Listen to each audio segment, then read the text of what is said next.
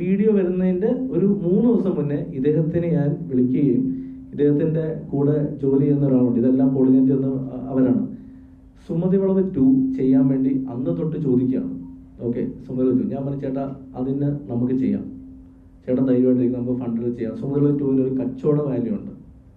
അത് ചെന്നൈയിലൊരു production company എൻ്റെ അടുത്ത് ചോദിക്കുകയും അതിൻ്റെ IP അടക്കം വാങ്ങിക്കാൻ തയ്യാറാവുമെന്ന് പറഞ്ഞപ്പോൾ ഞാൻ ഇദ്ദേഹത്തെ വിളിച്ചു പറഞ്ഞു ചേട്ടാ ധൈര്യമായിട്ടിരിക്കുക, ചേട്ടനെ കൂടി ഇന്നായിക്കൊണ്ട് ഈ പടം ചെയ്യാം, ചേട്ടനൊരു പ്രൊഫഷണൽ കിട്ടും എന്ന് പറയുമ്പോൾ അദ്ദേഹം ചെയ്യാൻ തയ്യാറായിരുന്നു. പക്ഷെ ഒറ്റ രാത്രിയോടെ ഇത് മാറി പറഞ്ഞത് എന്ത് അത്ഭുതത്തിന് പുറത്താന്നുള്ള കാര്യം ഇതിന് പിന്നീട് ഇതിൻ്റെ സെക്കൻഡ് സ്റ്റേജ് ഞാൻ സംസാരിക്കാം. അത് എവിടെ നിന്ന് വന്നുള്ള ഇതാണെന്നുള്ളത് ഞാൻ പറയാം. അപ്പം ഇദ്ദേഹം കുറച്ച് മുന്നേ പറഞ്ഞ വിഷ്ണുവിന് ഇതേപോലെ അലിഗേഷൻസ് ആണ്. വിഷ്ണുവിന് സംവിധാനം അറിയില്ല, അത് പുള്ളി പിന്നീട് അറിയുന്നു. വിഷ്ണുവിൻ്റെ മാളികപ്പുറം സംവിധാനം ചെയ്ത് ഉണ്ണിയാന്ന് പറയുന്നു. ഞാൻ ചോദിക്കുന്നത്, സംവിധാനം അറിയാത്തൊരു സംവിധായകനാണെന്ന് അറിഞ്ഞിട്ടും അദ്ദേഹം എന്തിനാണ് സുമതി വളവ് 2 ചെയ്യാൻ തയ്യാറായത്? അദ്ദേഹം അനൗൺസ് ചെയ്തിട്ടുണ്ട്. അദ്ദേഹം അതിനുശേഷം വിഷ്ണുവിനെ കണ്ടിട്ടില്ല, വിഷ്ണു വിളിച്ചിട്ടില്ല എന്ന് പറയുന്നു. അദ്ദേഹത്തിന് അതിനുശേഷം എത്രയോ തവണ ഹയാത്ത് ഞങ്ങൾ കണ്ടിട്ടുണ്ട്. ഇത്രയും പൈസ ഇല്ലാത്ത ഒരാൾ ഹയാത്തിൽ താമസിക്കൂ, അദ്ദേഹത്തിൻ്റെ ലൈഫ് സ്റ്റൈൽ വേറെയാണ്. നിങ്ങൾക്ക് അദ്ദേഹത്തെ പറ്റി വ്യക്തിപരമായ എത്ര ഇപ്പം എനിക്കറിയാം. വെള്ളം സിനിമ വെള്ളം സിനിമ നഷ്ടം വന്ന സിനിമയാണ്. അതിന്റെ യഥാർത്ഥ പ്രൊഡ്യൂസേഴ്സ് ജീവിച്ചിരിപ്പുണ്ട്. അവർ വേണം ഈ പ്രസ് മീറ്റിന്, ഇനി അടുത്ത പ്രസ് മീറ്റിന് വേണം അവർ വരാമെന്ന് പറയുന്നുണ്ട്.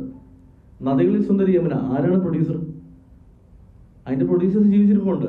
ഇപ്പം ഞാൻ പറയുന്നു ഈ സുമതി വളവിന്റെ പ്രൊഡ്യൂസർ പുള്ളി മാത്രമല്ല, ഒരിക്കലും ഞാൻ പറയും പുള്ളി മാത്രമല്ല.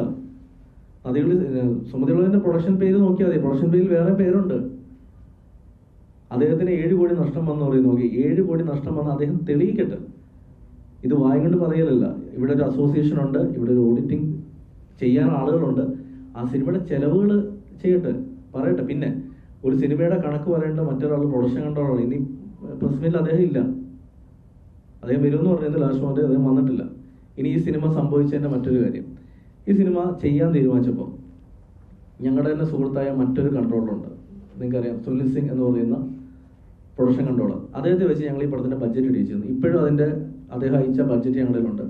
അന്ന് അദ്ദേഹം അയച്ച ബഡ്ജറ്റ് 13 കോടി രൂപയായിരുന്നു ഈ പടത്തിൻ്റെ ബഡ്ജറ്റ്. ആ 13 കോടി കണ്ടിട്ട് ഇദ്ദേഹം പറഞ്ഞു ഇല്ല പുള്ളി ശരിയല്ല, അതായത് പുള്ളിയെ മാറ്റണമെന്നിട്ട് ഞങ്ങളറിയാതെ പുള്ളി മറ്റൊരു കൺട്രോളറെ കൊണ്ടുവന്ന് ബഡ്ജറ്റ് ഇട്ടു. അപ്പോൾ അവർ പറഞ്ഞു 11 കോടിക്ക് തീർത്തരാൻ പറ്റുന്നു. അന്നും ഞാൻ ആ കൺട്രോളർ പറഞ്ഞു നിങ്ങൾ വർക്ക് കിട്ടാൻ വേണ്ടി വെറുതെ പറയരുത്, നാളെ ഈ സിനിമ എങ്ങാണ്ട് ബഡ്ജറ്റ് കയറിയാൽ ഇത് പ്രശ്നമാവും എന്ന് പറയുമ്പോൾ ഇല്ല ഉറപ്പായിട്ട് നമുക്ക് തീർക്കാമെന്ന് പറഞ്ഞു.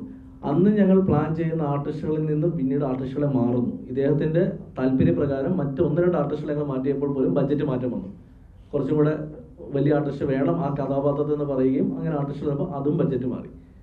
ഇങ്ങനൊരു കൂട്ടായ്മ ചെയ്തൊരു സിനിമ അദ്ദേഹം പറയുന്നതിൽ അദ്ദേഹത്തിന് നഷ്ടം വന്നാൽ അത് നികത്താൻ വേറെ എന്താ അടുത്ത വഴി എന്നുള്ളത് പുള്ളി സംസാരിക്കുക വേണ്ടത്. അല്ലാതെ ഒരു ആത്മഹത്യാ വീഡിയോ ഇടുന്നു.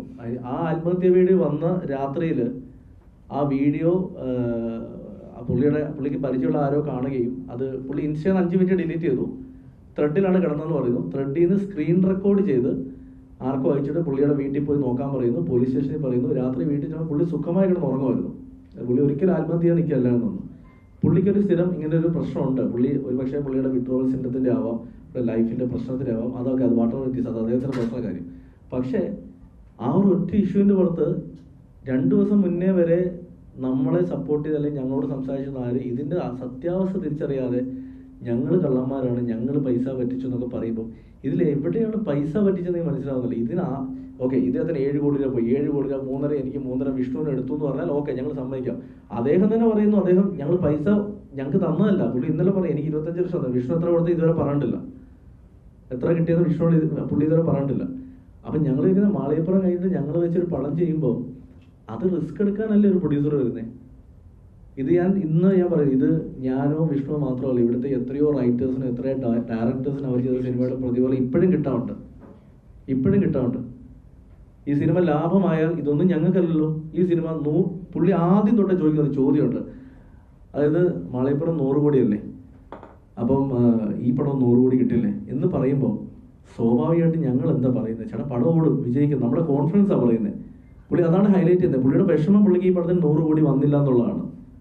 100 കോടി എല്ലാ പടവും 100 കോടി അടിക്കാനുള്ള കഴിവുണ്ടായിരുന്നെങ്കിൽ ഇവിടെ എല്ലാ സിനിമയും അടിക്കില്ലേ.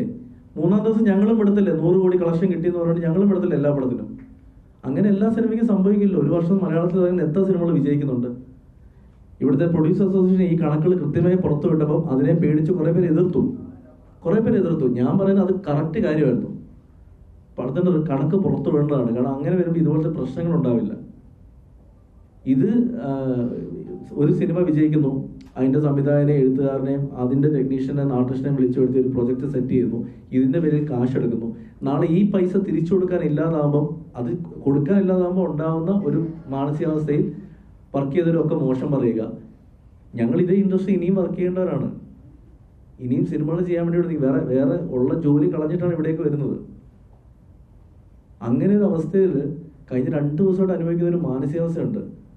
എനിക്ക് ഏറ്റവും വലിയ ഇതെന്താ വെച്ചാൽ, ഒരുപക്ഷെ ഇവർ രണ്ടുപേരെക്കാട്ടിലും കൂടുതൽ സോഷ്യൽ മീഡിയയിൽ കുറച്ചുകൂടെ ആക്റ്റീവായി ഞാൻ നിൽക്കുന്നുണ്ടാവാം. എനിക്കുള്ള ചീത്തവിളി ഇത്തിരി കൂടുതലായിരുന്നു. ഞാനത് പ്രിന്റ് എടുത്തിട്ടുണ്ട്, നിങ്ങളുടെ മുന്നിൽ തന്നെ ഞാൻ കാണിക്കാം. അതിൽ PR എന്താണെന്നുള്ളത് കൃത്യമായിട്ട് എനിക്ക് മനസ്സിലായത് ഇന്നലെയാണ്. ഞാനത് കൃത്യമായിട്ട് ആ പേരടക്കം ഞാൻ ഇവിടെ പറയാം. അതിന് പല കാരണം കാണും. ഞാൻ മുന്നേ അത് സിനിമയുടെ ഒരു പൊളിറ്റിക്കൽ സട്ടയർ കാണും. ആ പൊളിറ്റിക്കൽ അന്നോട്ട് എനിക്കറിയാം, അന്നോട്ട് എന്ത് പോസ്റ്റ് ഇട്ടാലും താഴെ വരുന്ന കമന്റുകൾ എനിക്കറിയാം.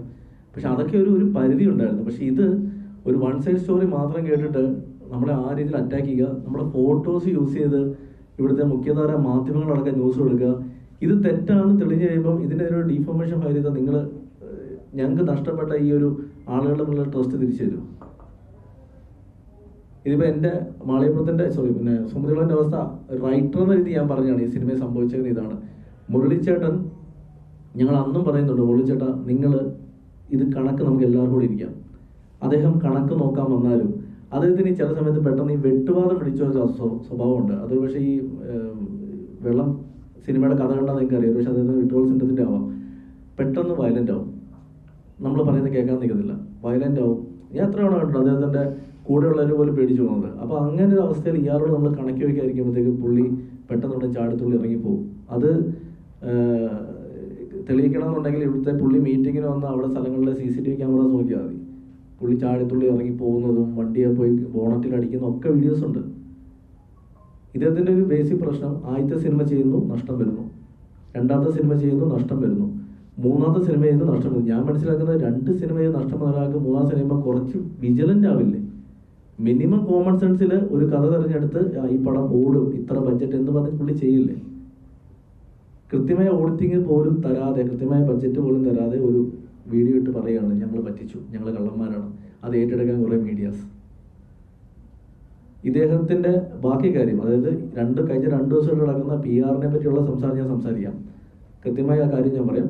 വിഷ്ണു സംവിധാനം അറിയില്ല എന്ന് പറഞ്ഞത്, പക്ഷേ സംവിധാനം അറിയാത്ത വിഷ്ണു ചെയ്ത ആദ്യത്തെ പടം പ്രൊഡ്യൂസറിൻ്റെ കണക്ക് പ്രകാരം, അതായത് അതിൻ്റെ one of the producer Venu Kunnappilly എന്ന് പറയുന്ന പ്രൊഡ്യൂസറിൻ്റെ കണക്ക് പ്രകാരം അദ്ദേഹം പറഞ്ഞ ഇൻ്റർവ്യൂവിൽ 75 കോടി രൂപയാണ് ആ പടത്തിന് കിട്ടിയെന്ന് പറയുന്നു. അപ്പോൾ 75 കോടി കിട്ടിയ സംവിധാനം അറിയാത്ത സംവിധാനം ചെയ്ത പടവും സുമതി വളവിൻ്റെ അദ്ദേഹം മുരളിക്കുന്നമ്പുറത്ത് ഇന്നലെ കാണിച്ചതിൽ 15 കോടി രൂപയോളം പ്രോഫിറ്റ് വന്നപ്പോൾ, means profit in the sense business നടന്ന സിനിമ, തിയേറ്റർ കളക്ഷൻ്റെ പ്രൊഡ്യൂസർ ഷെയറും എല്ലാം ചേർത്ത് 30 കോടിക്ക് അടുത്തോളം ഗ്രോസ് വന്നൊരു സിനിമയുടെ സംവിധായകനാണ് വിഷ്ണു.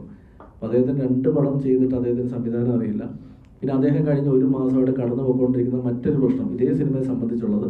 അപ്പോൾ അദ്ദേഹം ഇവിടെ പറയും, അദ്ദേഹം സംസാരിക്കും. അതിനുശേഷം നിങ്ങളോട് കൃത്യമായി ഈ സിനിമയ്ക്കല്ല കഴിഞ്ഞ 2 ദിവസമായിട്ട് ഇപ്പോൾ നടക്കുന്ന PR എന്തിൻ്റെ പേരിലാണെന്നും ഇതിൻ്റെ പിന്നിലാരാണെന്നും കൃത്യമായിട്ട് ഞാൻ സംസാരിക്കാം.